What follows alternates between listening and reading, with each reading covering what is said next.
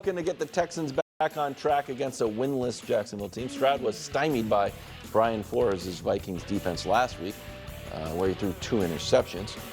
Here he is on this week's game. The one thing for me is like just keeping our confidence, keeping our swag, like don't let one game define who we are, you know what I'm saying? So it's early in the year, you know, we still are a really, really good football team, and we're going to go out there and prove that, you know. So got to learn from our mistakes, but also, you know, can't hold our heads down and not learn from it and just really just start sulking in our own like sorrow, you know what I mean? So still keep the swag. Okay, the question you wanted here was, is it panic time if Houston loses to the woeful Jacksonville Jaguars and Trevor Lawrence? Yeah, 100%. If you want to make this Trevor Trash Hour, we can. No, don't do it. Okay, good. I'd rather talk about the Houston Texans because we haven't, which is why people don't realize something's off.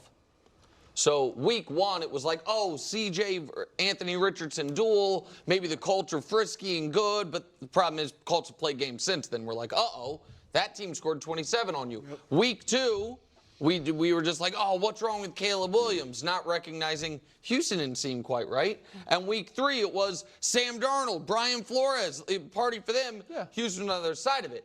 Meanwhile, one of my fervent opinions during the summer was Packers-Texans, not sure which one, but one of them, little too much steam, little too much hype, and is going to come back to the pack. And over the last 7 years, teams that pop, make the divisional round, we can show it to you, they don't tip, like teams that get knocked out in the divisional round. The following year, only twice have made it past that. 18 have missed the playoffs outright. And so what's going on with the Texans?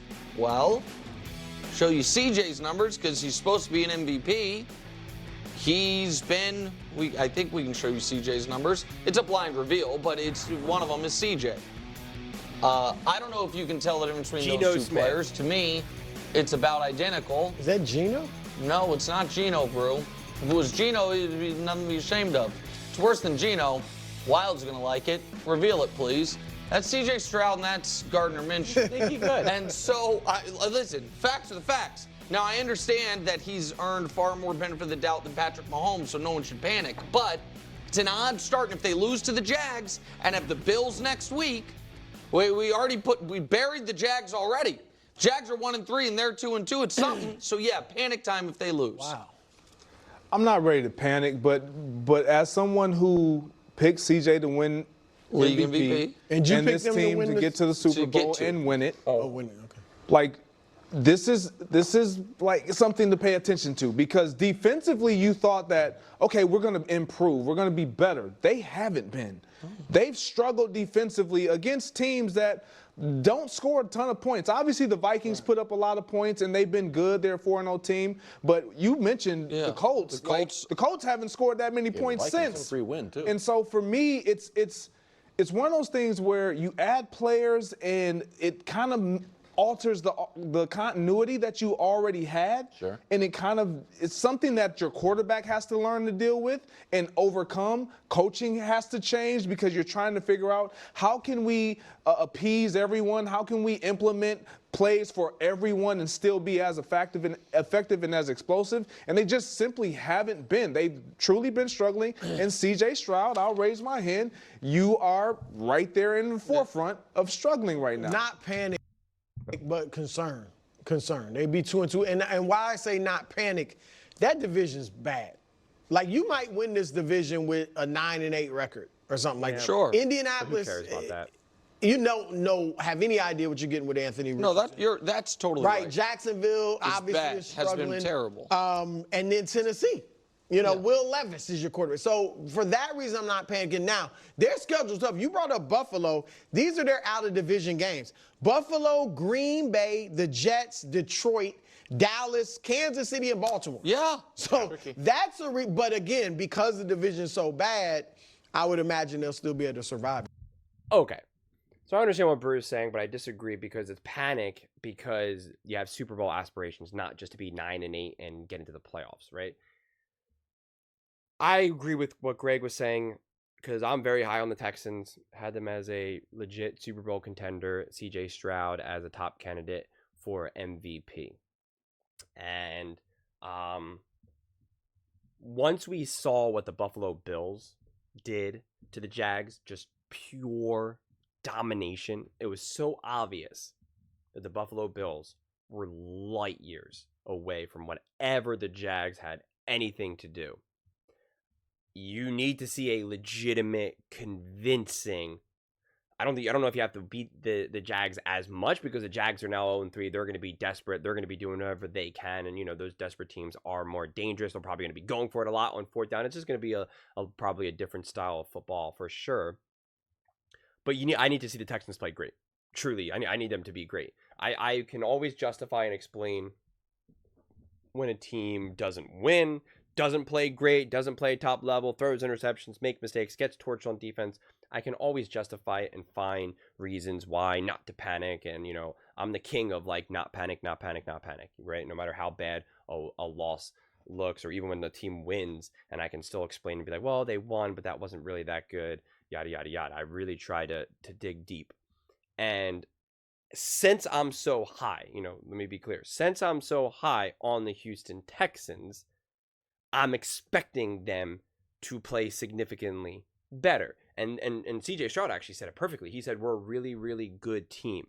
And I'm like, well, I'm expecting you to be a really, really great team, right? Like that thing. He said, we're a really, really good team. And it's, well, you need to start to be a really, really great team. And so when you have a team like the Jags, you got to really win this game. Yeah, like if they lose, it would absolutely be like, what is wrong? Now you wouldn't need to panic, because the panic would be the appropriate reaction. It doesn't mean that you're done. The question isn't, is the season over? Are they done? Are they no longer contenders? No, but you got to panic. It's got to be all hands on deck and figure out what is wrong. Because if you're just concerned, you're like, I got this lump that I'm like on my body that like, I'm concerned, but I don't know. I'll watch it. It's like, no, man, you got something growing out of your neck. You got to go right now. We got to get you to the doctor. You got to get blood work. We got to get tested. Like, we got to figure out what this is right now, man. We can't mess around with this. It's in your neck. What are we talking about here? So yeah, sometimes panic is the appropriate reaction. It's the appropriate level of intensity. So I believe that CJ Stroud and the Houston Texans will win this game convincingly. And if not, then yeah, I will absolutely be concerned, panicked, frustrated, confused, right? Like there'll be a lot of a mix of emotions. So I think it would be appropriate to panic. And yeah, you need to see better ball on both sides of the ball. And again, you can even, like I said before, how you can explain losses and explain performances. You can explain, you know what, the Vikings defense is maybe just absolutely ruthless right now. And the first time you see their defense, it's just making everyone shook.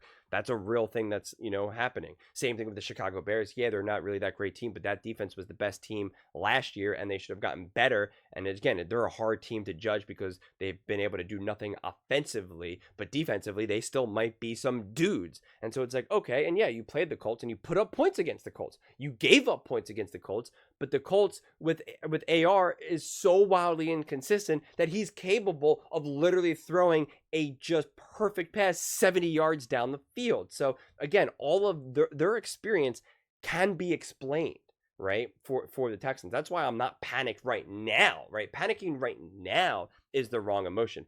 Hesitant, slightly concerned, skeptical, that makes sense. That's why this game right here, we should get some clarification. Who are the Texans? What can they do? How great are they? Are they just good? Are they great? Are they really, really great? Are they just a really good team on any given Sunday? They could win, they can lose. What's up, right? Like you're just trying to get some clarity, and that's ultimately what I'm looking for. The more videos I do today, the more I realize that there's a lot of games around the league that I'm going to get a lot more clarity now, because this is a game where I'm like, the Texans really need to look like they are clearly the best team on that field. And there's plenty of games where I'm like, you don't even have to win as long as you play this. No, the Texans have to win this game. It would be inexcusable. It would be a true panic mode for me if they end up losing to the Jags. So yeah, this will be a game that I will definitely have my eyes glued to for sure. But those are just my thoughts. I would absolutely love to hear yours. What do you guys all think about the Houston Texans about their actual Super Bowl aspirations. You know, would it be time to panic if they lose against the Jags? What do they have to do versus the Jags for you to maybe regain confidence or just have confidence in general with them? Let me know in the comments below. I read every single comment, so whether you agree with me or disagree with me, either way, let's get in some discussions, let's get in some fights, but ultimately, let's just have some fun. And please do consider subscribing. We are building an amazing community here, and I'd absolutely love to see you part of it. I want to build something that we all genuinely feel connected to, something that we're really excited to be part of. I think we're well on our way to doing it. And please don't forget to give this video a thumbs up, as it really does help with the visibility and the algorithm. Thank you so much, and see you next time.